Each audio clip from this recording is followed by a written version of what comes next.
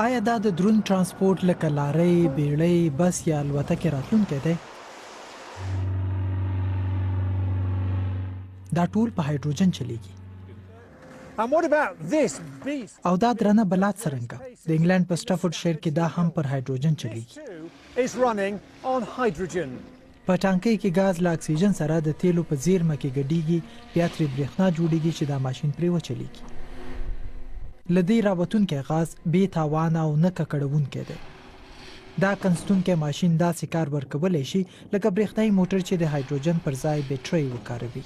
خو د بیا تیلو ورکولو لپاره دا درنه او پروسه یې ورو ده.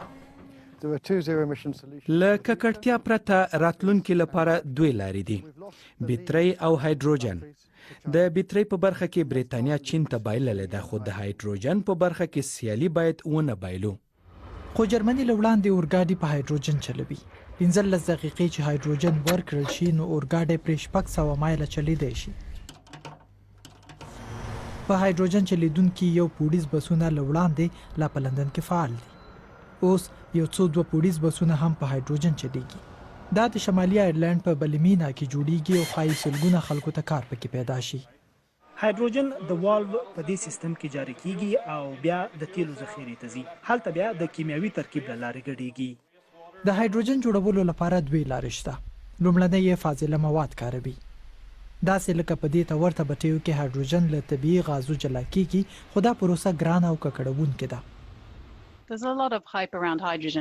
دې ورځو کې هایدروجن ډیر یادېږي، خو ټول یې د فاضله موادو په کارولو جوړیږي. له دې سره ټولې هغې ستونزې تړلې دي چې له دودیزې انرژۍ سره تړلي. خو له ککړونکو غازونو پرته هایدروجن بیا داسې جوړیږي. د سکاټلند په شمال لویدیځ اورکني ټاپو کې د نوې او پاکې انرژۍ په کارولو هایدروجن له اوبو بیلیږي. دا کاملا پاکه پروسه ده. ډیری په راتلونکي کې هایدروجن زموږ د انرژۍ مهمه سرچینه بولي. خو په پاکې انرژۍ د ډیرې اندازې هایدروجن تولید چې د برېټانیا د ککړو غازونو د کموالي صفر کولو هدف ورسره پوره شي لویه ننګونه ده.